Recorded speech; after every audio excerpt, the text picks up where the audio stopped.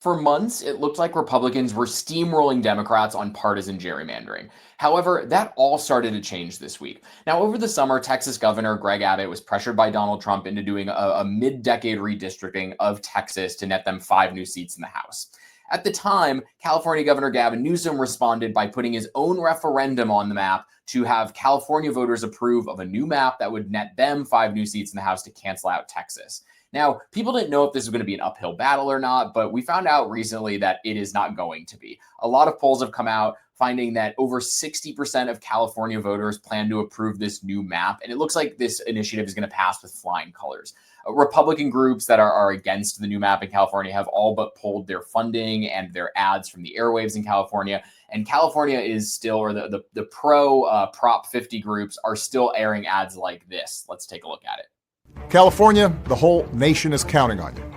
Democracy is on the ballot November 4th. Republicans want to steal enough seats in Congress to rig the next election and wield unchecked power for 2 more years. With Prop 50, you can stop Republicans in their tracks. Prop 50 puts our elections back on a level playing field, preserves independent redistricting over the long term, and lets the people decide.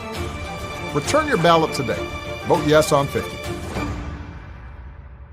And it doesn't just stop at California. The momentum is spreading. Yesterday, we found out that Virginia is calling a special session next week to also propose new congressional maps that could net them 3 new Democratic seats in the House, which would be huge.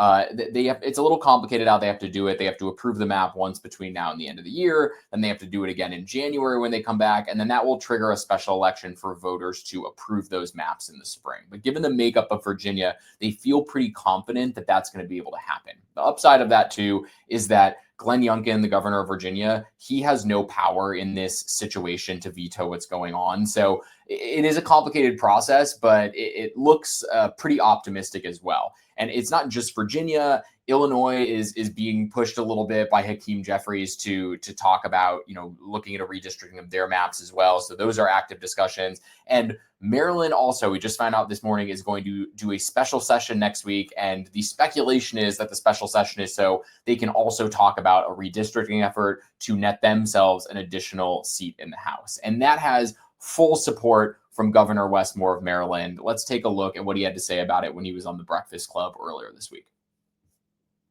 How are you handling the pressure you're facing to redistrict Maryland? Well, I'm very clear.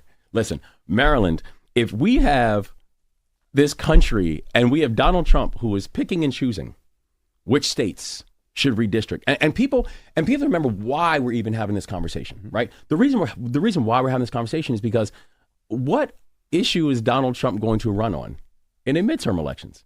You're right. I made all your prices higher, right? I fired a bunch of people and driven up the unemployment rate. We've made our communities less safe. But hey, vote for me. You're not going to win on that. So what do? You change the rules. Mm-hmm. You rig the game. Frankly, it's a simple continuation of what this man has done his entire life, right? And so my point is this. If Donald Trump is calling individual states and individual Republican states and saying, I need you to find me a congressperson here. I need you to do this. I need you to find me a fair map. Then my point is this. If all these states are going to have conversations about do they have a fair map, so will Maryland.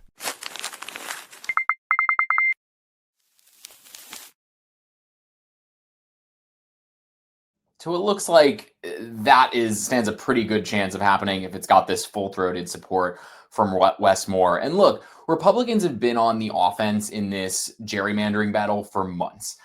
New maps, even beyond Texas, have been approved in North Carolina and Missouri. The Ohio GOP is pushing for new maps as well, even though it looks like Democrats can force a voter referendum there if the GOP does just kind of pass more partisan maps. So a little bit of a benefit there. And look, there's also this reality here in the Texas world, in this Texas gerrymandering, that it could backfire on them.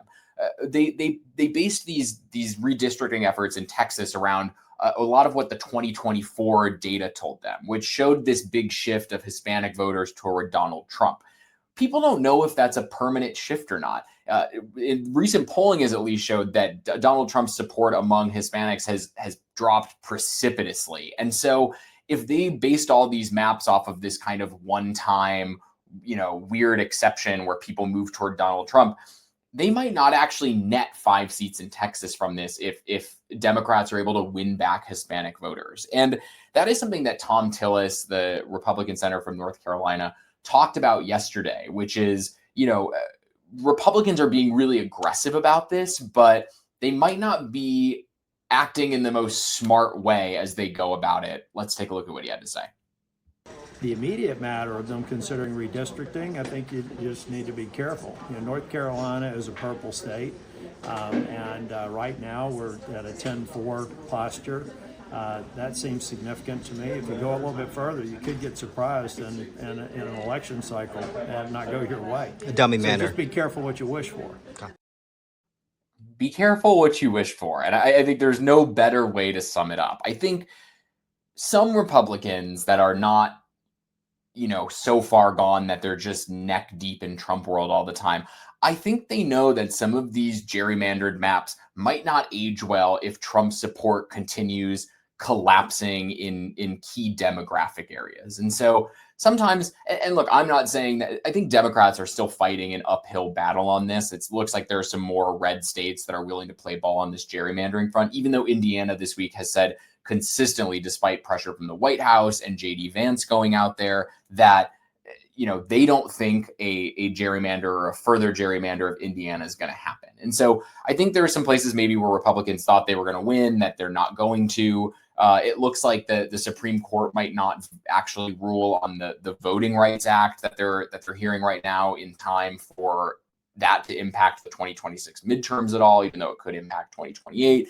And so I think there are a lot of things that Republicans maybe took for granted at the start of this gerrymandering fight.